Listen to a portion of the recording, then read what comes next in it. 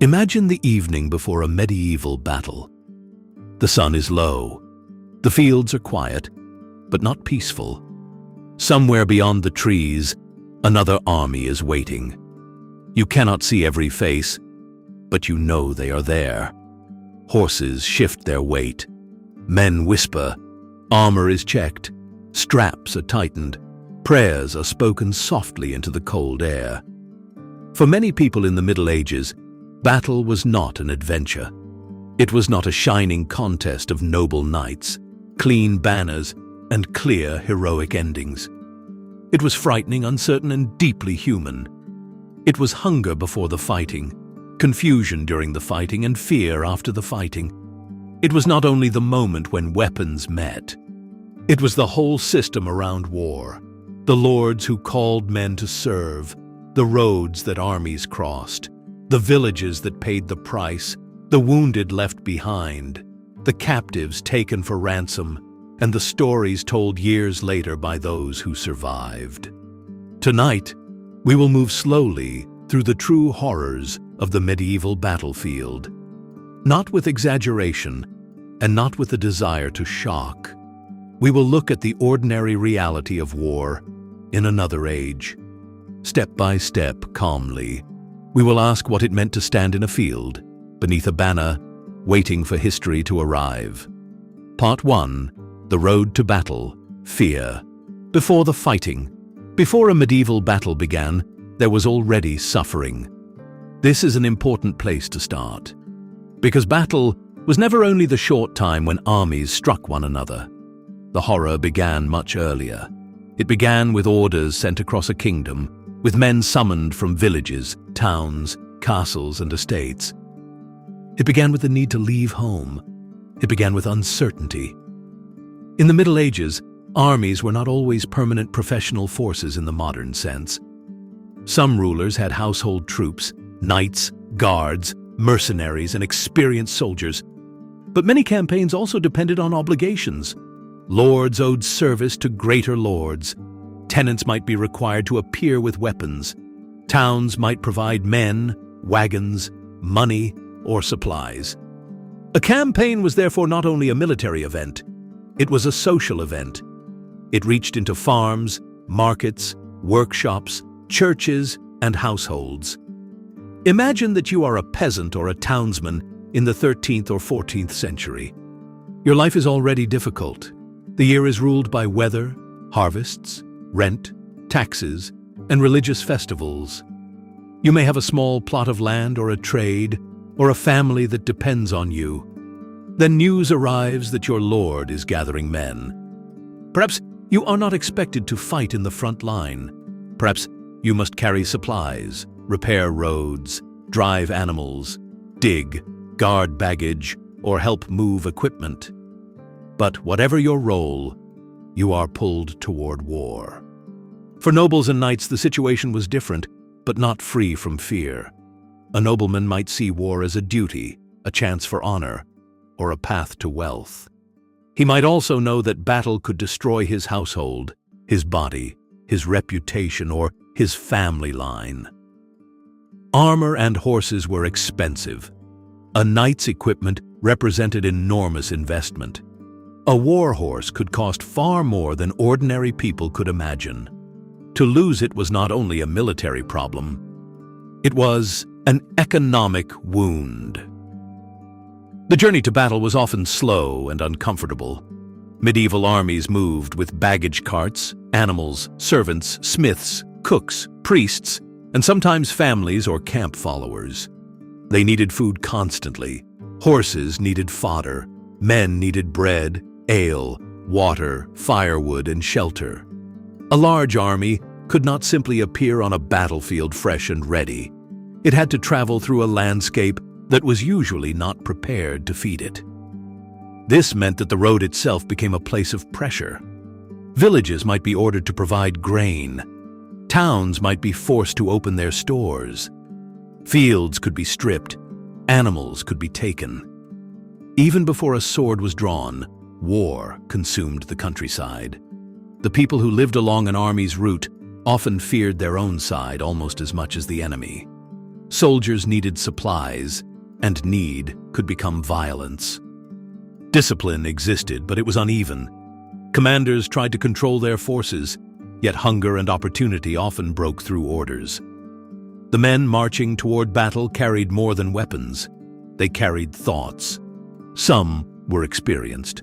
They had seen campaigns before and knew the smells of a camp, the discomfort of rain-soaked clothing, the boredom of waiting, and the sharp fear that arrived without warning. Others were young and uncertain. They might have trained in a village field or practiced with a bow, spear, billhook, or club. But practice was not the same as battle. On the road, imagination could become its own torment. Medieval religion shaped how people understood this fear. Many soldiers prayed before battle. Priests moved through camps. Confession might be heard. Mass might be said. Men might wear small tokens, relics, crosses, or charms. They might ask saints for protection. This does not mean they were calm. Rather, religion gave language to danger. Death was not abstract. It was close enough to be prepared for. In a world where sudden death could mean spiritual danger as well as physical danger, the evening before battle could feel like the edge of eternity. The camp before a battle was a strange mixture of routine and dread. Fires burned. Food was cooked if supplies allowed. Armor was mended. Horses were groomed. Arrows were counted. Bowstrings were protected from damp. Spears were stacked. Banners were prepared, because banners mattered. In the dust and confusion of battle, a banner was not only decoration.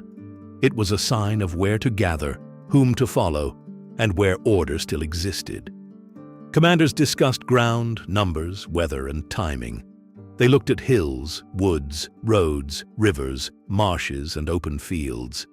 Medieval battlefields were not empty stages. Terrain mattered deeply. A slope could slow a charge. Mud could exhaust infantry. A narrow road could break formation.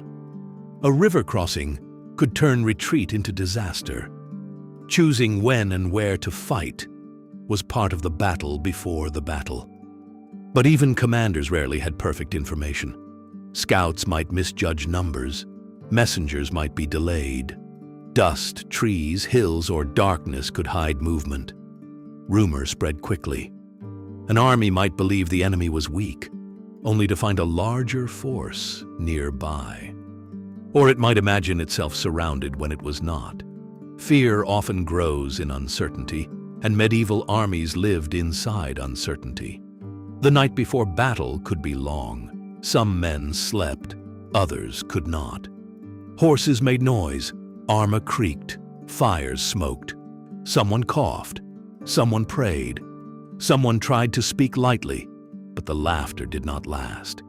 In the darkness, men thought of home. They thought of debts, wives, children, parents, fields, workshops, and unfinished tasks. The battlefield that waited beyond dawn was not an idea. It was a place where ordinary life might end. It is easy, centuries later, to describe medieval armies by numbers. 5,000 here, 10,000 there, 1,000 knights, several thousand archers, infantry on the wings, cavalry in reserve. Numbers are useful, but they can make war seem neat. Each number was a person inside a body, with hunger, fear, fatigue, and memory. Some had chosen war. Some had been compelled by duty. Some had come for pay. Some had come because their lord had come. Some had little understanding of the larger cause. This is one of the quiet horrors of medieval battle. Many people who fought did not control the reasons for fighting. Dynastic claims, feudal disputes, border conflicts, raids, crusades, rebellions, and private wars could pull thousands of people into danger. A king's ambition might become a farmer's terror. A noble quarrel might become a village widow's grief. War was political at the top, but physical at the bottom. As dawn approached, the army began to form. This was not always a quick process. Men had to be placed according to role and status. Knights with knights, archers where they could shoot, infantry in blocks or lines, banners visible, commanders positioned. Priests might give blessings, trumpets, drums, horns, or shouted orders carried across the field. The air would feel different now. The waiting was ending. For the individual soldier, this moment could be almost dreamlike. You stand among men you know, or men you barely know. You feel the weight of what you carry. The ground is real beneath your feet. The enemy is no longer a rumor. It is a line, a movement, a dark shape across the field. You may not see faces clearly. You see helmets, shields, lances, banners, horses, and movement. You are part of something larger than yourself, and that is both comfort and terror. Alone, you would run. Together, you stand. This is one reason formations mattered. They were practical, but they were also psychological. A line of men gave courage to the men inside it. The person beside you helped hold you in place. Fear was shared, and because it was shared, it could be endured. But fear did not disappear. It simply waited beneath obedience. Before the first arrow flew, before the first charge began, before any chronicler later wrote of victory or defeat, the true horror had already entered the field. It was the knowledge that each person had been brought to a point where the ordinary rules of life were suspended. Soon, strength, training, luck, command, weather, ground, and panic would decide who lived. And so the medieval battlefield begins not with a clash, but with a long road, a restless camp, a whispered prayer, and the slow realization that morning has come. Part 2. The battlefield itself. Noise, confusion, and broken order. When people imagine medieval battle, they often picture two clear lines meeting in a single dramatic charge. Sometimes, something like that did happen. Armies could form opposite one another. Cavalry might advance. Infantry might brace. Archers might loose volleys. Banners might move forward in order. But the reality of battle was rarely as clean as later paintings suggest. The medieval battlefield was a place of noise, dust, smoke, blocked vision, misunderstood orders, and sudden changes. The first horror of the battle itself was confusion. A commander might have a plan, but a plan had to survive contact with ground, weather, fear, and human bodies. There were no radios, no modern maps in the hands of every officer, no instant communication across the field. Orders moved by messengers, horns, flags, shouted commands, and visible signals. These could be missed, misunderstood, or delayed. A rider carrying an order might not reach the right person. A banner might fall. A horn might be drowned by noise. A unit might advance too early or hold back too long. Even seeing the whole battle was difficult. A commander on high ground might understand more than the men below, but even he saw only parts. Dust rose from marching feet and horses. Rain could blur vision. Bright sun could reflect from metal. Woods, hedges, slopes, and village buildings could hide movement. Once battle began, the field became less like a chessboard and more like a storm. For the soldier in the line, the world narrowed. You might not know what was happening on the far side of the field. You might not know whether your army was winning. You might hear shouting and believe disaster was near, or see men moving behind you and think they were retreating. Panic could spread from a misunderstanding. Courage could collapse because a rumor moved faster than an order. Noise was constant. Not one clean sound, but many layered sounds. Horses, men, metal, wood, horns, drums, shouted commands, prayers, cries for help, and the deep movement of crowds under stress. The sound of arrows striking shields or ground, the sound of hooves, the sound of men trying to keep formation while fear pressed against them. For someone unused to it, the noise alone could be overwhelming. Battle also had rhythm. There were moments of waiting, then movement, then impact, then pause, then renewed pressure. Not every part of the field fought at the same intensity at the same time. One wing might be heavily engaged while the center waited. Cavalry might probe and withdraw. Archers might shoot until their arrows ran low. Infantry might stand under missile fire, unable to answer. The mind had time to fear, then no time to think. The role of formations was central. Medieval infantry did not simply rush as individuals if commanders could prevent it. Men with spears, pikes, bills, axes, or shields were most effective when they held together. A formation protected the individual by making him part of a wall. Against cavalry, steady infantry could be very dangerous. Against other infantry, a disciplined line could push, hold, and survive. Yet formations were fragile because they were made of frightened people. If a few men stepped back, others might feel exposed. If one section broke, the rest could be threatened from the side. If men believed they were surrounded, they might run.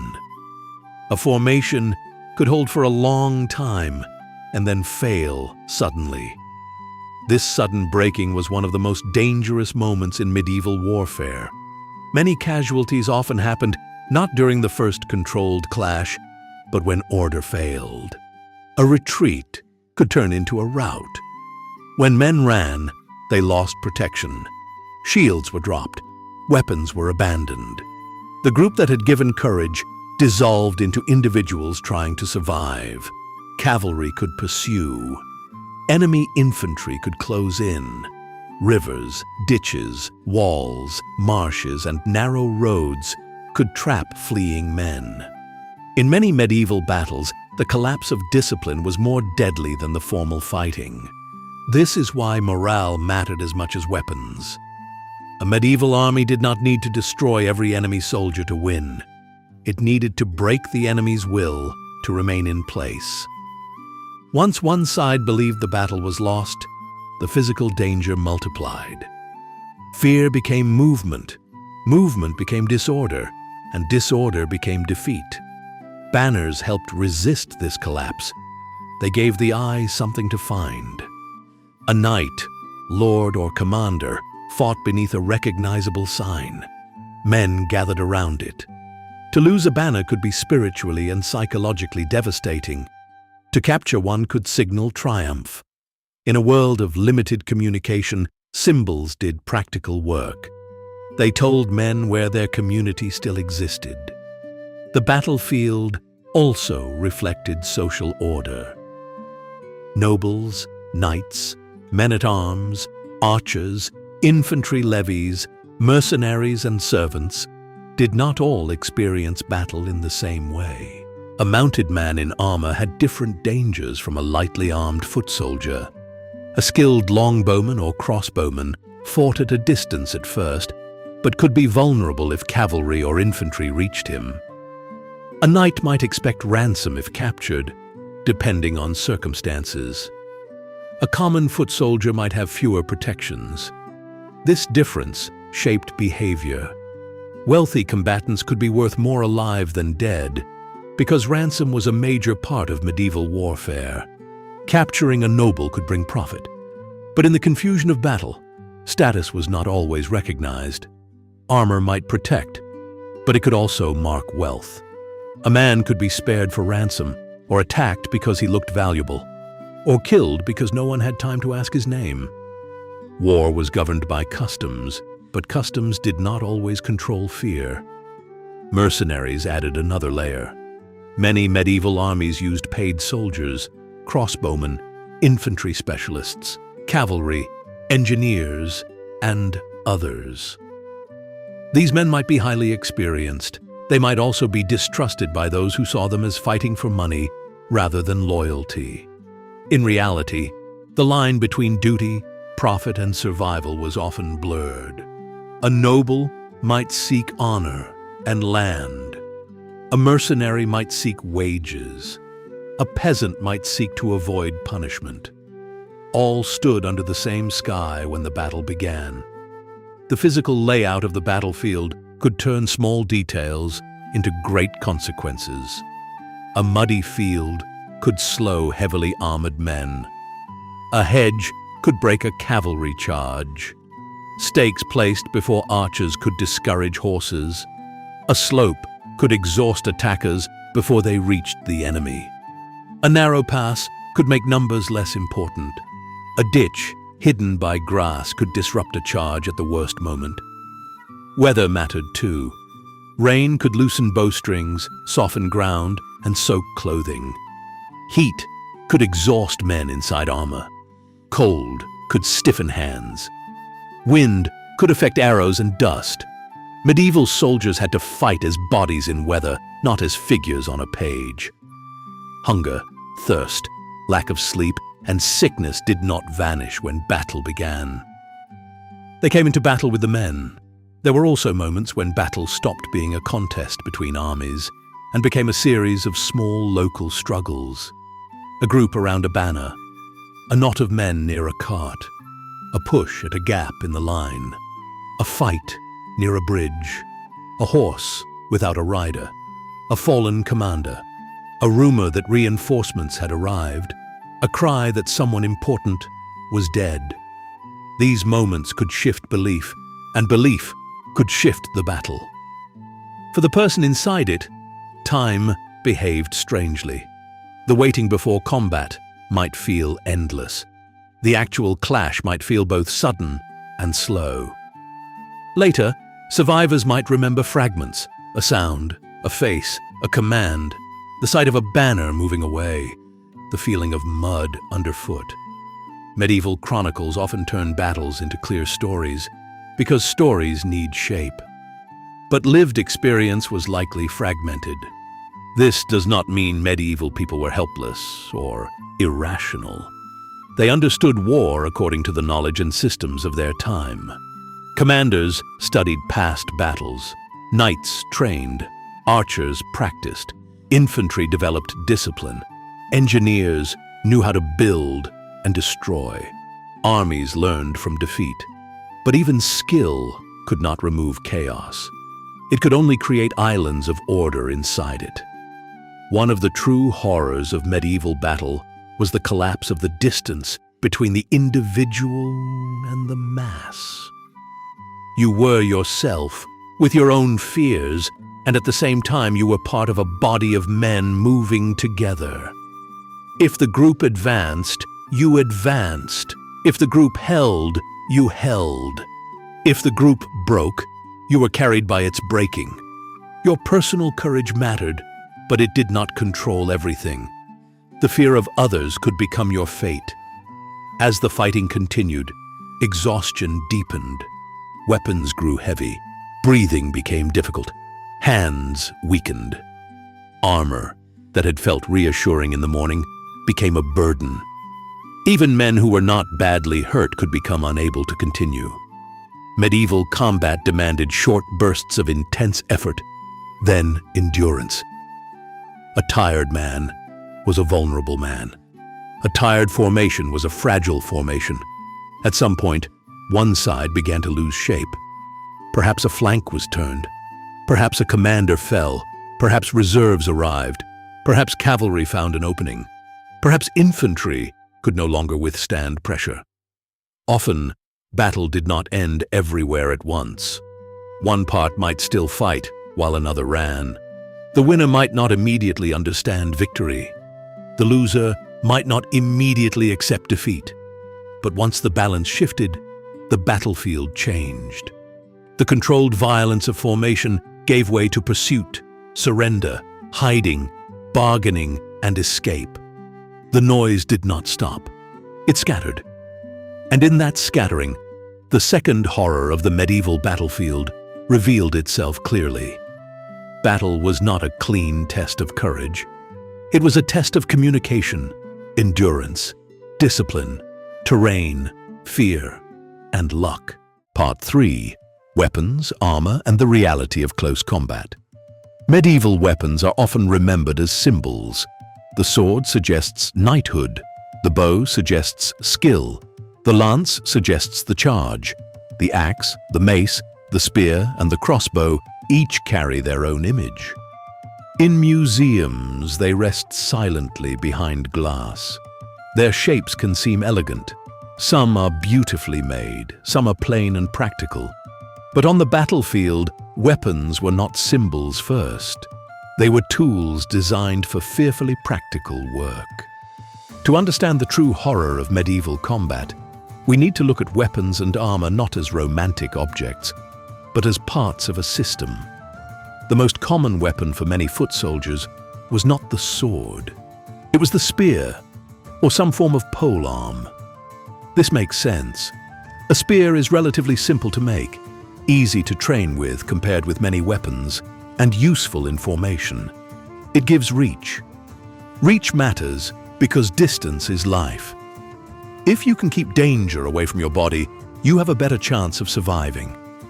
A line of spears could create a barrier that was difficult for horses or infantry to enter. Over time, polearms became more varied. Bills, halberds, glaives, and other weapons combined hooks, blades, points, and chopping edges. These were not elegant dueling tools. They were practical battlefield instruments. They could pull, thrust, strike, and disrupt.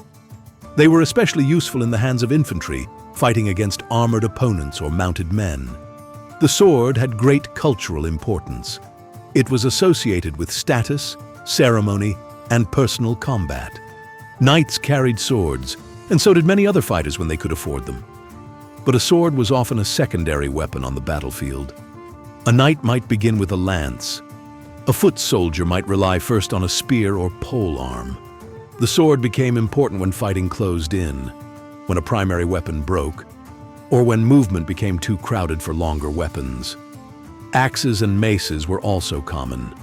A mace could concentrate force against armor. An axe could be used by foot soldiers and mounted warriors alike.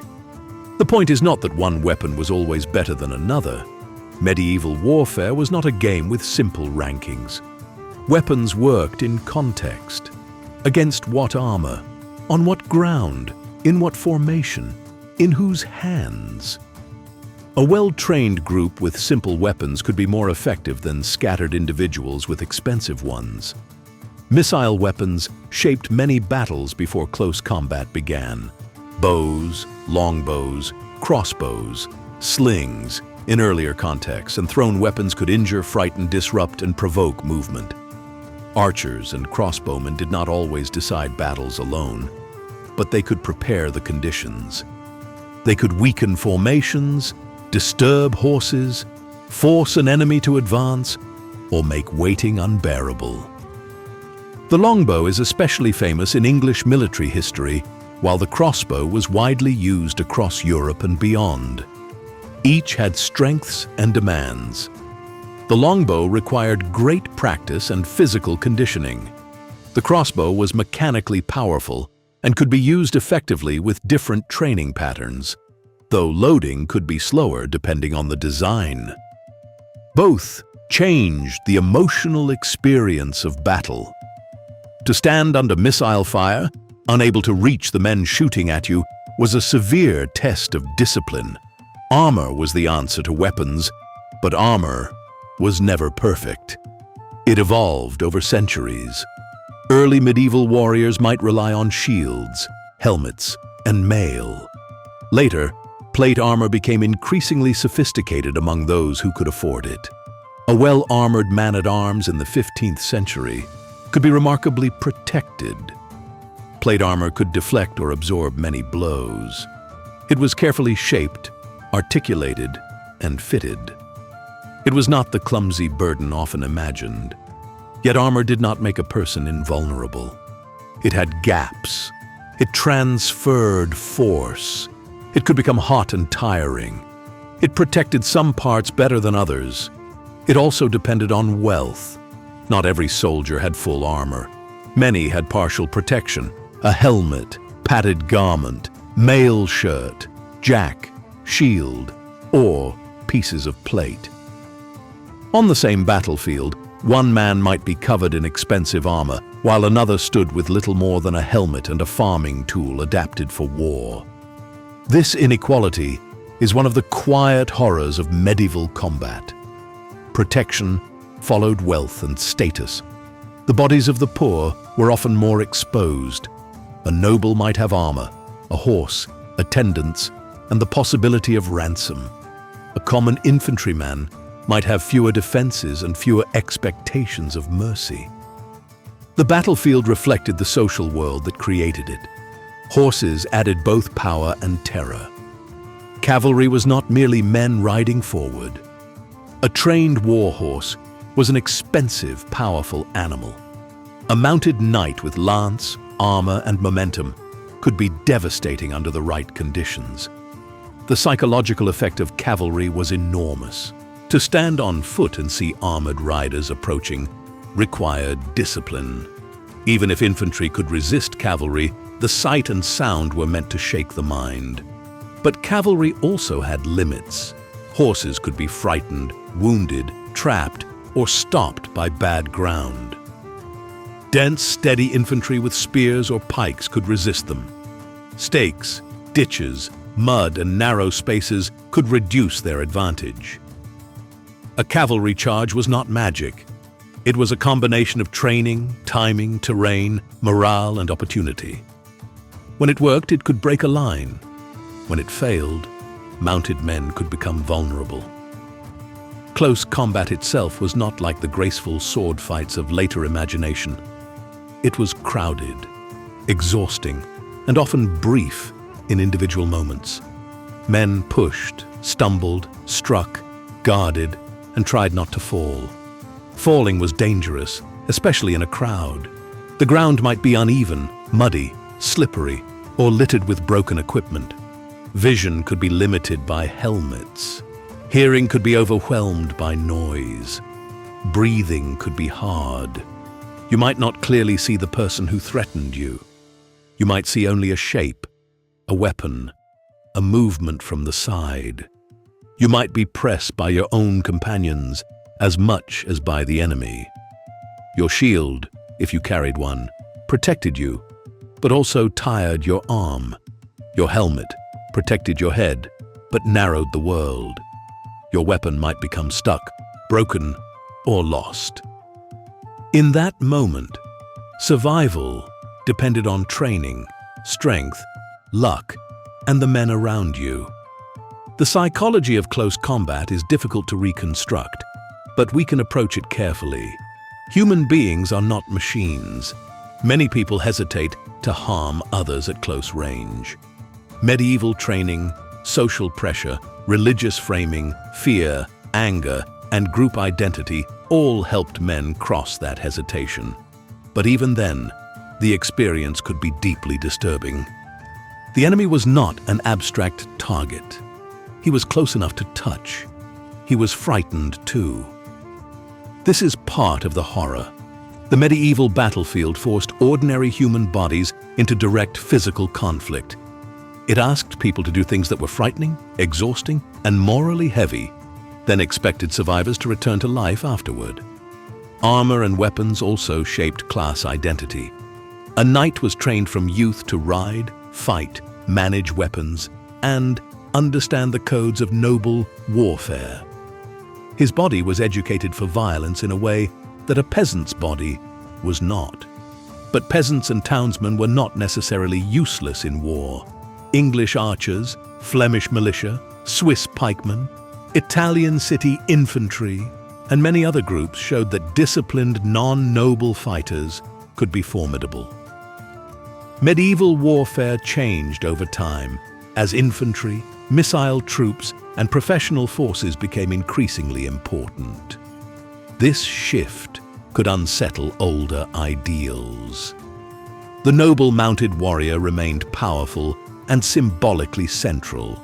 But battlefields repeatedly showed that social rank did not guarantee victory. A knight could be brought down by a common soldier. A wealthy man could be captured by men of lower status. A disciplined foot formation could stop cavalry. War both reflected hierarchy and threatened it. Weapons also created fear before they were used. The sight of crossbows being wound, archers planting stakes, cavalry lowering lances, infantry bracing spears, these things communicated danger. Medieval people understood the language of weapons. A line of points meant, "Do not come closer." A raised banner meant, "We are still here." A lowered lance meant, "The moment is arriving." There is another important detail. Not all battlefield injury came from deliberate heroic strikes. Much came from crowd pressure, falling, trampling, exhaustion, and being caught in the wrong place. A man could survive the first clash and be hurt while retreating. A horse could fall and crush its rider. Someone could be trapped under bodies or equipment. The battlefield was an environment of danger, not a stage for individual duels. Medical understanding was limited compared with today, though medieval medicine was not simply ignorance. Surgeons could set bones, remove some projectiles, clean wounds, use herbal preparations, cautery, stitching, and bandaging. They learned from experience. Military surgeons, barber surgeons, monks, and local healers all played roles, but infection, blood loss, shock, and complications were serious threats. A wound that might be survivable now could become fatal then. Pain relief was limited. Transport was rough. Care depended on status, location, and luck. This meant that weapons carried delayed consequences. The horror of a blade or arrow was not only the moment of impact, it was the night afterward, the fever days later, the limb that never healed properly, the work that could no longer be done, the family that lost a provider. Medieval battle extended into bodies for years. Armor might save a life, but still leave bruising, broken bones, exhaustion, or trauma. A man might walk away and never fully recover. Another might appear unharmed, but carry fear in memory. We must be careful not to impose modern categories too easily, but we should not imagine medieval people as emotionally untouched. They mourned, remembered, prayed, and suffered. The true reality of medieval weapons and armor is therefore neither simple brutality nor shining romance. It is a system of adaptation. Weapons were made to overcome protection. Armor was made to resist weapons. Tactics changed because equipment changed. Wealth shaped survival. Training shaped courage. Terrain shaped effectiveness. And beneath all of it stood the human body, vulnerable even when covered in iron. When we look at a sword in a museum, it is quiet. When we look at armor on a stand, it seems still. But in its own time, each object belonged to movement, fear, cost, skill, and consequence. These objects were part of a world where survival might depend on a strap holding, a horse obeying, a line staying firm, or a hand not trembling at the wrong moment. And so, the third horror of the medieval battlefield is this. The tools of war were intimate. They worked at the distance of a body. They turned social order, craft, money, training, and fear into physical contact. They remind us that history was not lived in symbols. It was lived in weight, breath, mud, and the fragile hope of protection. Part 4. After the clash. Wounds, captives, looting, and survival. A battle did not end when one side began to run. For the people on the field, the end of organized fighting opened another dangerous chapter. The battlefield after combat was not peaceful.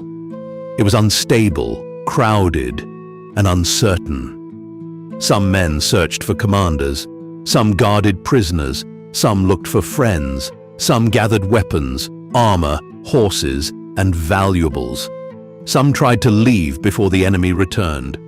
Others lay where they had fallen, waiting for help that might or might not come. This aftermath is one of the most important parts of medieval warfare because it shows us that battle was not a single event. It was a process. There was the road to battle, the clash itself, and then the long reckoning afterward. The first concern was survival. Wounded men needed water, shelter, and care. But the ability to receive help depended on many things: status, side, location, time of day, weather, and whether the army remained organized. A nobleman might be recognized and protected because he was valuable for ransom. A common soldier might depend on companions, local people, religious houses, or chance. If the battle ended near nightfall, many hours could pass before help arrived. Medieval medical care existed, but it was uneven. Armies sometimes had surgeons. Noble households might bring medical attendants. Monasteries and towns could provide care. Experienced healers knew practical techniques. They could bind wounds, set fractures, use ointments, and attempt to remove arrows or fragments.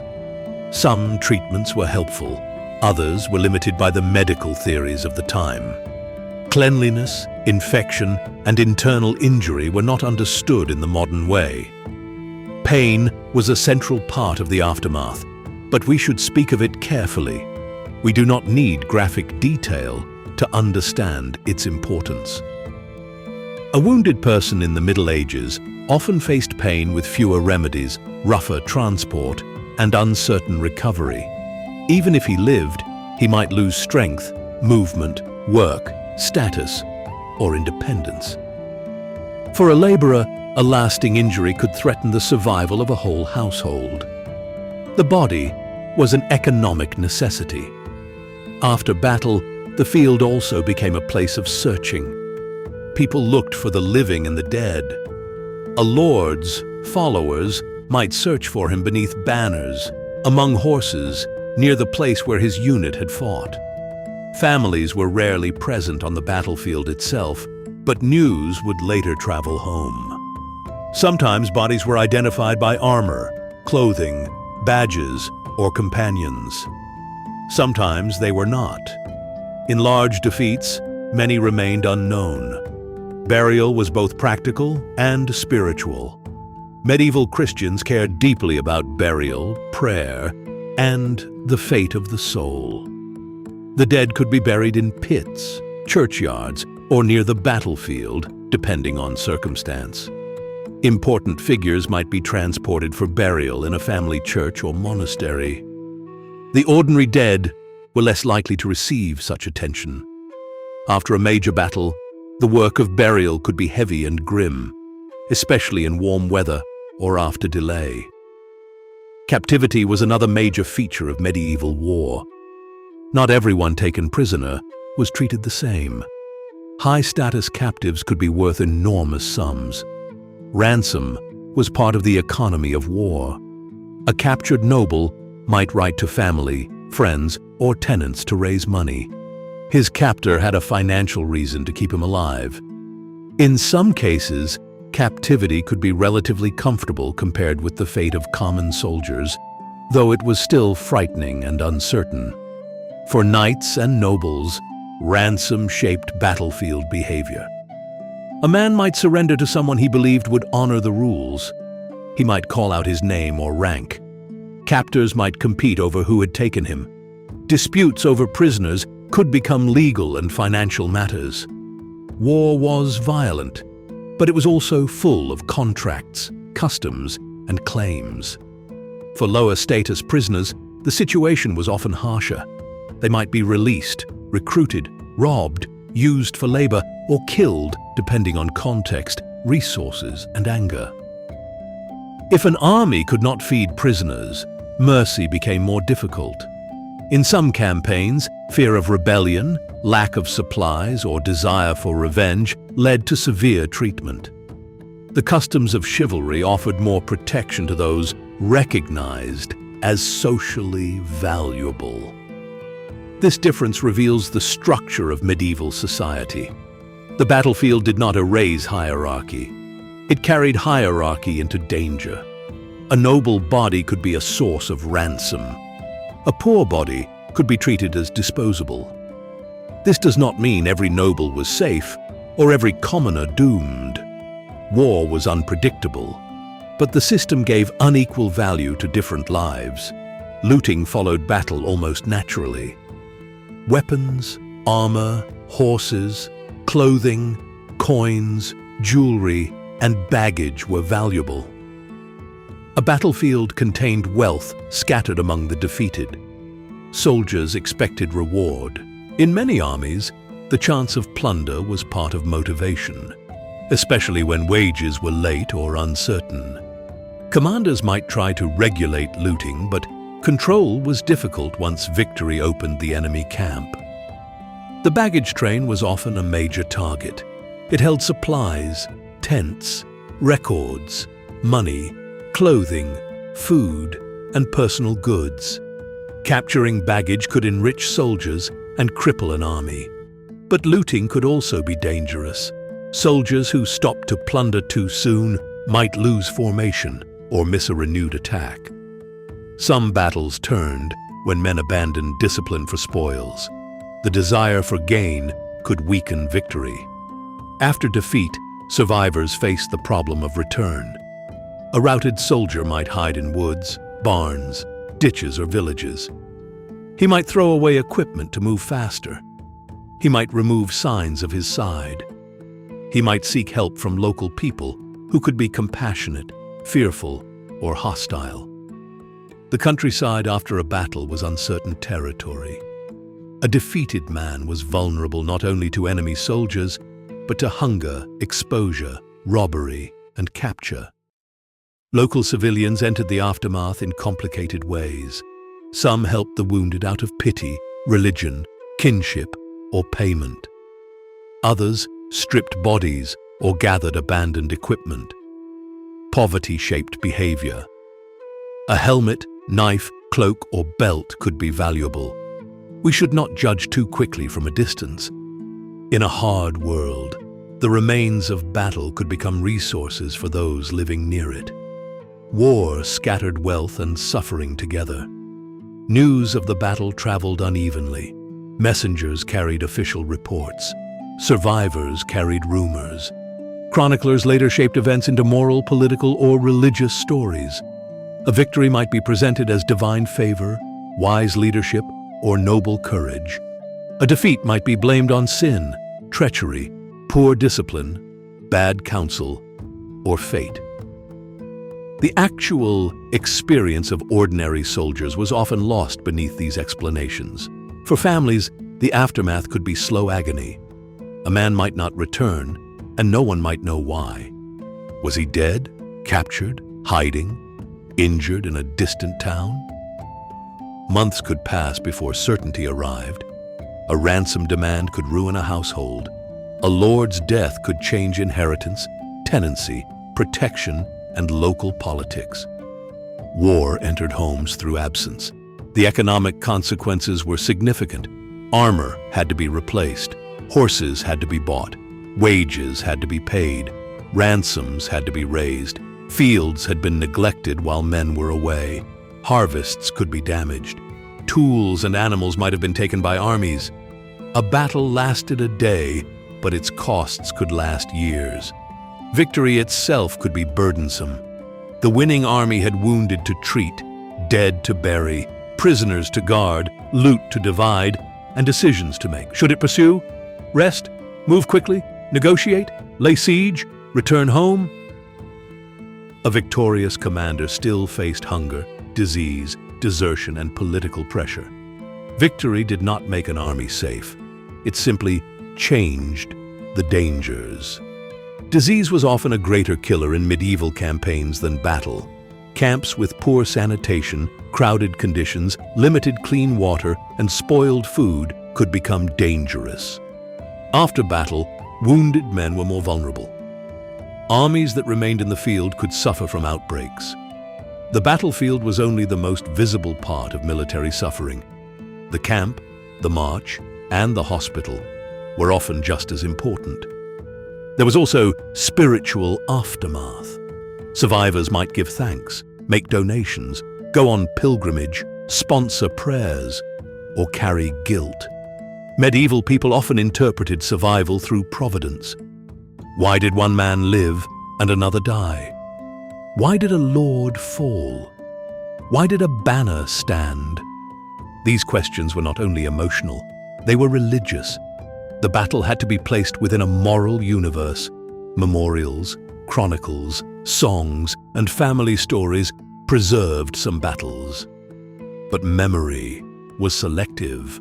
Noble deaths were recorded more often than common ones. Great victories became legends. Disasters became warnings. Individual suffering could disappear behind phrases like, "Many were slain," or "The field was won." The historian must read such phrases slowly. Behind them were people. The aftermath also affected law and politics. Prisoner disputes, ransom agreements, inheritance claims, accusations of cowardice, and rewards for service could follow. A battle could strengthen a king or weaken him. It could raise one noble family and ruin another. It could shift borders or change alliances. The field after battle was therefore not only a physical place, it was the beginning of new political realities. And yet, for the person who survived, the most immediate reality might be simple. Find water, find your lord, find your brother, find your horse, find the road home. Avoid capture. Keep moving. Stay alive until morning. This simple desire cuts through the grand language of war. Medieval chronicles might speak of honor, judgment, glory, and victory. But after the clash, survival was often quiet and practical. A person who had stood in battle now had to return to being a human being in a damaged world. The fourth horror of the medieval battlefield is therefore the fact that battle did not end cleanly. It lingered in wounds, ransoms, hunger, missing bodies, broken families, unpaid debts, and troubled memory. The fighting might stop in an afternoon, but the consequences moved outward like ripples on dark water. Part 5. The wider horror. Villages, siege warfare, hunger, and memory. If we look only at open battles, we miss much of medieval war. Many people in the Middle Ages never stood in a formal battle line, but they still experienced war directly. They saw armies pass through their fields. They hid animals in woods. They watched grain stores disappear. They repaired walls. They paid taxes for campaigns. They endured sieges, raids, hunger, and fear. The battlefield was only one face of war. The wider horror was the way war spread through society. Medieval warfare often targeted resources. An army needed food, and denying food to the enemy was a strategy. This meant fields, mills, barns, orchards, vineyards, bridges, and roads became military objects. To burn crops or seize livestock was not random destruction. It could be a calculated effort to weaken an opponent's economy and authority. But for the people living there, strategy felt like disaster. Imagine a village before an army arrives. The people know the season. They know which fields are ready, which animals are valuable, which stores must last through winter. Then riders appear, or messengers warn that soldiers are near. The villagers may try to hide grain, drive animals away, flee to a church, forest, marsh, town, or castle. They may hope their lord will protect them. They may hope payment will be accepted instead of violence. Hope, in war, was often uncertain. Raiding was common.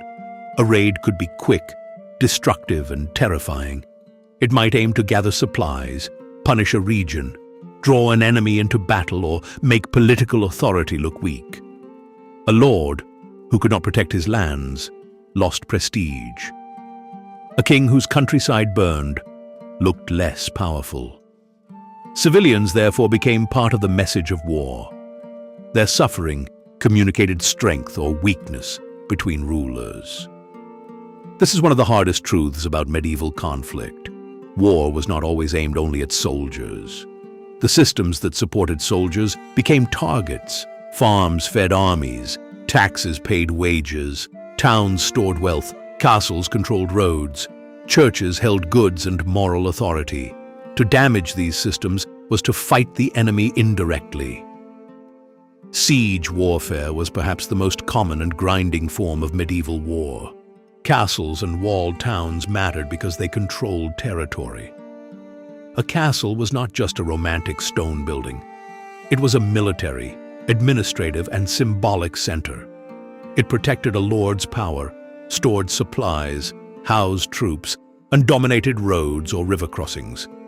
To conquer land, one often had to take fortified places.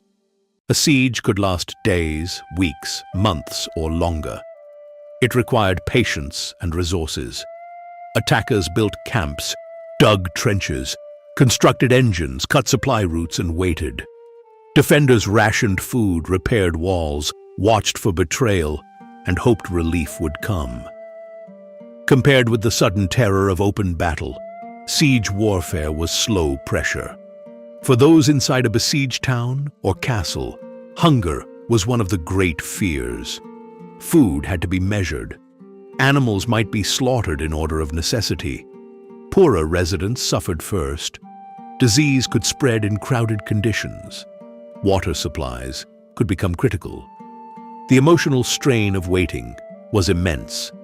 Every day asked the same question: will help arrive, or must we surrender? For attackers, siege life was also harsh. Camps were vulnerable to weather, disease, raids, and supply shortages. Men grew bored, sick, and frustrated. Siege engines required skilled labor. Mining under walls was dangerous. Assaulting a wall was extremely risky. A commander had to balance time, cost, and morale. A failed siege could ruin a campaign. If a fortified place surrendered by agreement, terms might protect lives and property to some degree. But if a town or castle was taken by storm after resisting, the consequences could be severe. Medieval customs often allowed harsher treatment in such cases, partly to encourage future surrender elsewhere. This does not mean every storming ended the same way, but the threat was real. The laws and customs of war created incentives, and civilians understood them. The fear of siege shaped architecture and daily life. Walls, towers, gates, moats, and keeps were not only military features, they were signs of insecurity. They tell us that medieval society invested enormous labor in protection. Stone walls were built because people expected danger. A beautiful castle can be admired today, but in its own world, it was also an answer to fear. Hunger connected battlefield and home. Armies consumed food. Campaigns disrupted planting and harvest. Fields left untended could mean famine later. A war in spring might damage the year's work. A war in autumn might steal the harvest. Even after soldiers left, people had to live with what remained. The medieval economy was often close to subsistence. There was not always much surplus. War could push communities from hardship into crisis. Taxes and demands also weighed heavily. Kings and lords needed money for campaigns, mercenaries, ships, horses, armor, and fortifications. Extraordinary taxation could cause resentment or rebellion. Towns might negotiate payments. Clergy might be asked for contributions. Peasants might face rents and dues even when war had damaged their ability to pay. The battlefield was expensive, and society paid for it. War also moved people. Refugees fled threatened areas. Merchants avoided unsafe roads. Pilgrims changed routes. Monasteries sheltered some and turned away others. Towns became crowded. Local economies shifted. A region at war could become a landscape of rumor, blocked roads, abandoned farms, and anxious markets. Violence did not have to be constant to reshape life. The threat of violence was enough. Children grew up with stories of war. They saw damaged buildings, missing relatives, new taxes, or strangers passing through. They heard songs of victories and warnings about enemies. For noble children, war might be presented as duty and inheritance. For common children, it might be remembered as hunger, hiding, or loss. Medieval memory was not one memory. It depended on class, place, and family. The church played a complicated role. It could bless armies, preach crusades, negotiate peace, shelter the vulnerable, preserve memory, and condemn certain forms of violence. Clergy wrote many of the chronicles through which we know medieval war. Religious language shaped interpretation. A victory could be seen as divine favor. A plague in camp could be seen as punishment. A massacre might be condemned by one writer and justified by another depending on allegiance and context. Chivalry also shaped memory, though often in selective ways. Chivalric culture valued courage, loyalty, generosity, noble conduct, and skill in arms. It produced ideals that could restrain violence among elites. But ideals and reality were never identical.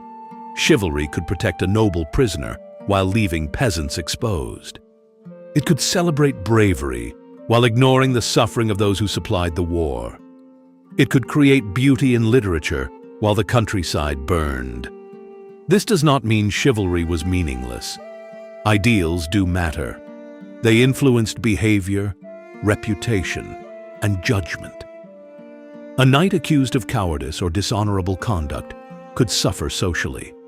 A generous captor could gain praise. A cruel act could be remembered with shame. But the existence of ideals also reminds us that people knew violence needed rules. They created rules because war without restraint was terrifying. Medieval people were not numb to suffering. This is important. Sometimes we imagine the past as a place where people simply accepted death and violence because life was harder. They were familiar with hardship, yes, but familiarity is not indifference. They grieved children, spouses, friends, and lords. They feared hunger. They prayed for protection. They wrote laments. They founded chapels. They remembered disasters. The emotional lives of medieval people were rich, even if expressed in forms different from our own. The wider horror of medieval warfare is that it blurred the line between soldier and civilian support. A blacksmith made horseshoes and weapons. A farmer grew grain. A miller ground flour. A carter moved supplies. A town paid taxes. A monastery stored records and wealth. War touched them all. The battlefield was the visible point of impact, but the force passed through the whole body of society. Even landscapes remembered war. A burned village might be rebuilt, or not. A castle ruin might stand for centuries. A field name might preserve a battle. A mass grave might lie beneath later soil. Roads shifted, borders changed. Churches received donations for souls lost in war. Memory settled into stone, story, and silence. When we speak of the true horrors of the medieval battlefield, then we should not imagine only the moment of combat. The deeper horror is systemic. It is the way power, obligation, economy, religion, technology, and fear came together. A lord summoned men because the social order allowed it. An army took food because bodies required it. A village suffered because it lay in the path. A castle was besieged because territory depended on fortified places. A prisoner was ransomed because status had value. A common soldier vanished because his life was less likely to be recorded. This system did not operate the same everywhere or in every century. The medieval world was broad and changing. Warfare in 11th century Normandy was not identical to warfare in 15th century Burgundy.